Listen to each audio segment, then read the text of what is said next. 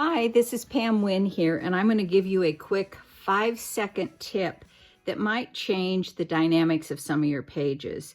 This page that I'm putting together looks great with the photos, and this is my favorite photo. This is the one that's highlighted on the page, and it looks great that way.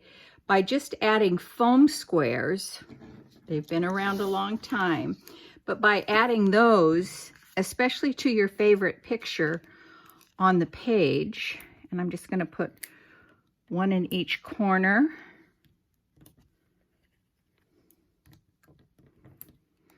And one in the middle. And then we'll take those off.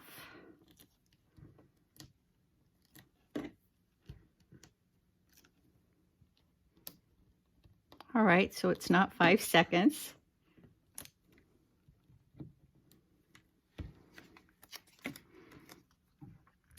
But by adding those foam squares, now that primary picture on the page comes to life and jumps off the page.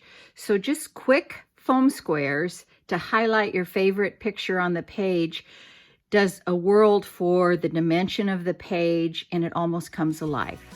Have fun.